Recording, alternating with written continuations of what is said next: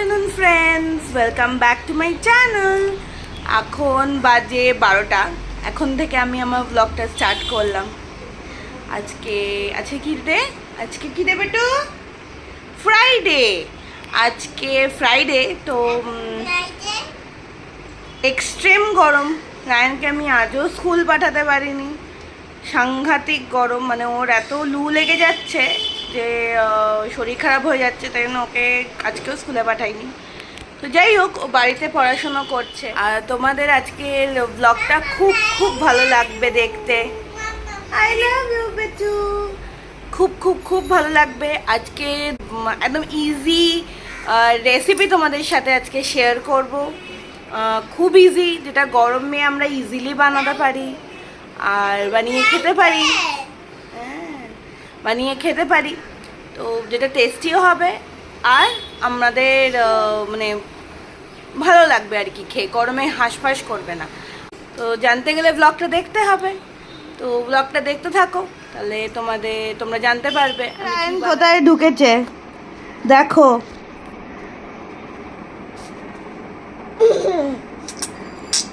এ মা, বেরিয়ে আয় না পুকু বাবা। তোমাদের সাথে বলেছিলাম আজকে আমি একটা ইজি চিকেন রেসিপি শেয়ার করব। এই চিকেন রেসিপিটা বেসিক্যালি ফেমাস হচ্ছে ব্যাচেলার চিকেন নামে। তো খুব ইজি বানানো, চলো চটপট দেখে নাও।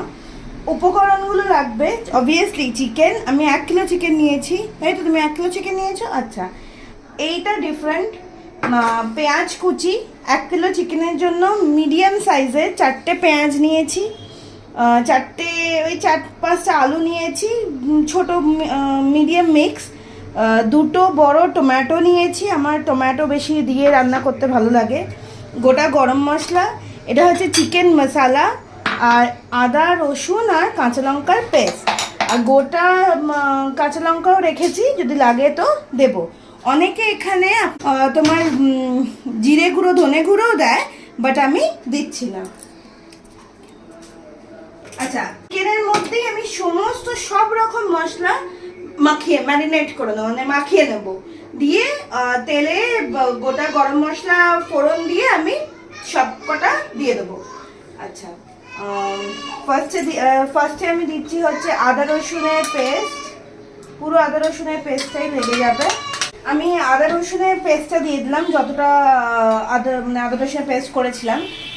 তারপরে আমি দিয়ে দেবো এই পুরো পেঁয়াজটা। পুরো পেঁয়াজটা দিয়ে দিলাম। আচ্ছা, দিয়ে দেবো টমেটো,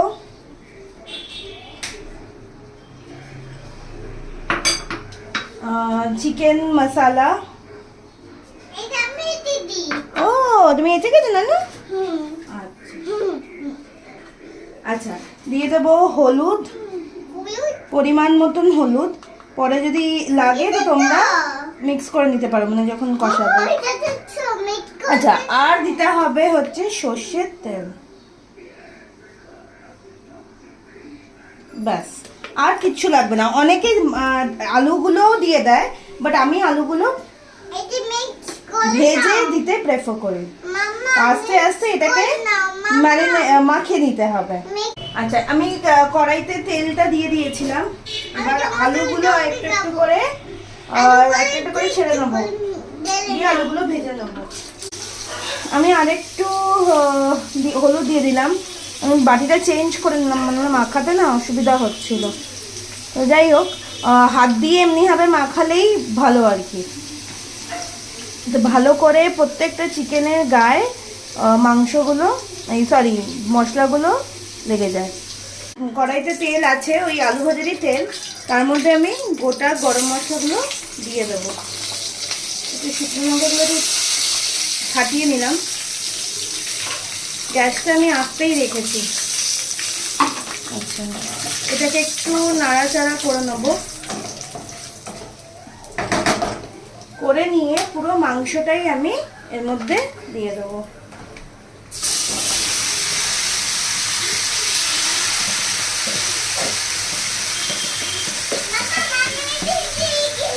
I love you.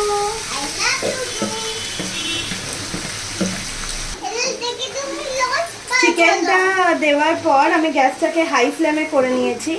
এবার ভালো করে চিকেনটাকে কষিয়ে নেব।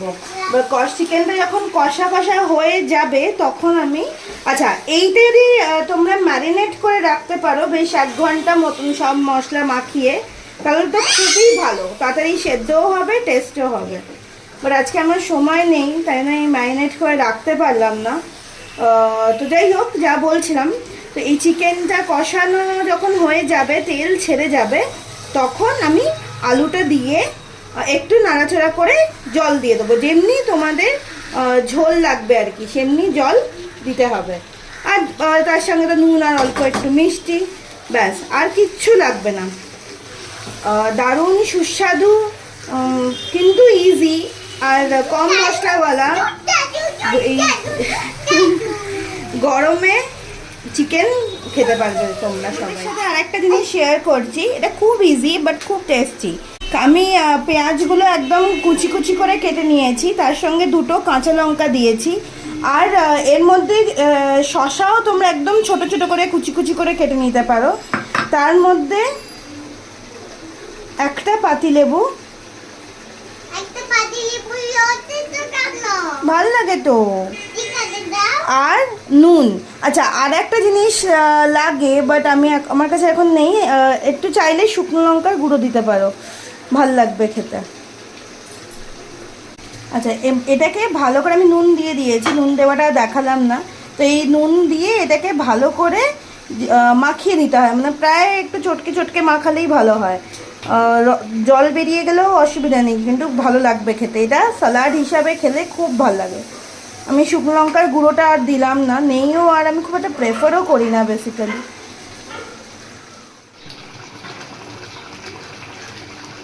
দেখতে পাচ্ছ কালারটা তোমরা, পুরো লাল লাল একদম ঝোল হয়েছে।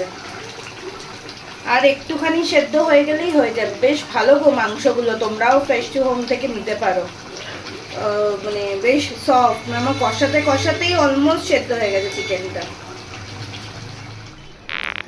এখন বাজে ওই দুটো না, সরি, 2:30 বাজে। হ্যাঁ, 2:30 বাজে এখন। রায়ানের লাঞ্চ হয়ে গেছে, আমার রান্নাও হয়ে গেছে। তোমাদের সাথে চলো শেয়ার করে দিই আমার চিকেনের, ব্যাচেলর চিকেনের পাতলা ঝোলটা।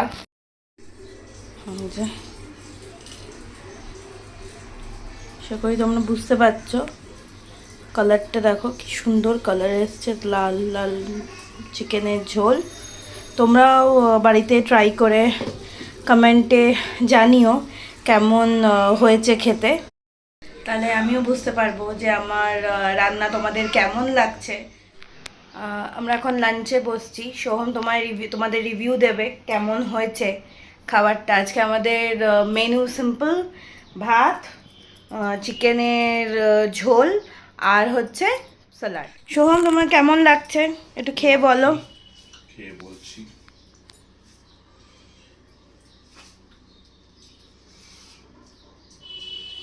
দারুণ। অনেকদিন পর দুপুরবেলা এত সুন্দর একটা লাঞ্চ, খুব একটা কিছু লাগে না, চিকেনের সাথে ভাত হলে দারুণ, একদম পারফেক্ট।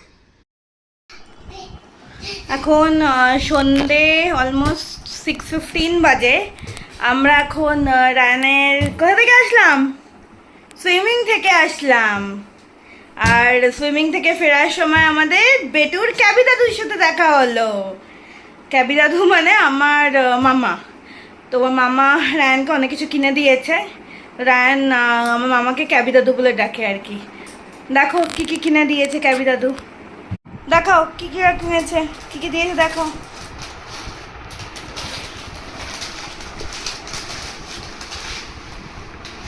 ঝুড়ি বাজা আর বকা ক্যাডবেরি। আর কি দিয়েছে, বকা জেমস।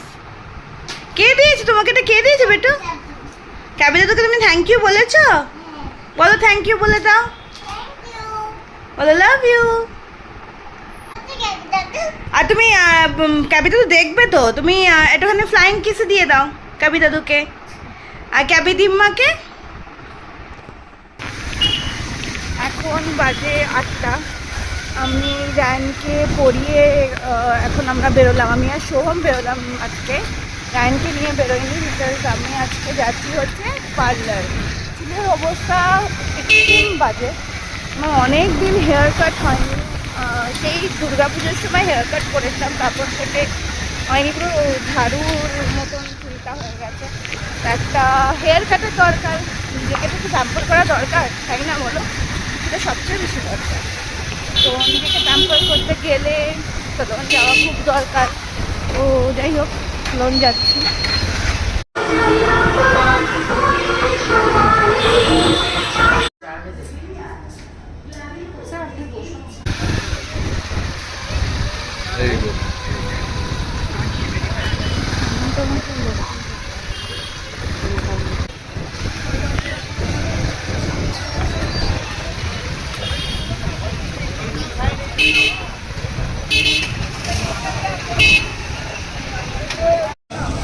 এটা কবিগুরু রবীন্দ্রনাথ ঠাকুরের সমাধি।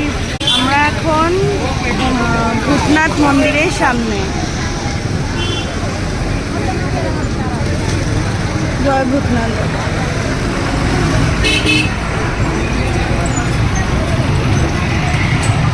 এখানে দেখো সব পুজোর সামগ্রী সব পাওয়া যাচ্ছে, ফুল, মালা, মিষ্টি, যা যা পুজোর জন্য লাগে সব এখান থেকে তোমরা পেয়ে যাবে। দুধার দিয়ে সমস্ত দোকান।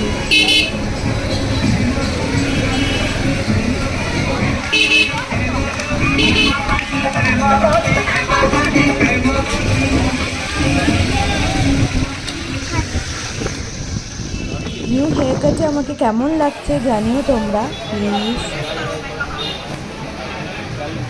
কাট করানোর পর হঠাৎ করে আমার খুব লিচি খেতে ইচ্ছা করলো। আমি সোমকে বললাম চলো লিচি খেয়ে আসি। তো আমরা সোহম দেখে বললো কাছাকাছি ভূতনাথের এখানে লিট্টি পাওয়া যায়, লিট্টি চোখা। তো ওখানে আমরা এসেছি লিট্টি চোখা খেতে। লিট্টি চোখা খাবো আর চা খাবো। তো এখানে শুনেছি খুব ফেমাস লিট্টি চোখা আর চা। হ্যাঁ খাবে তো, রায়নকেও নিয়ে নিলাম, তোমাদের দেখাচ্ছি।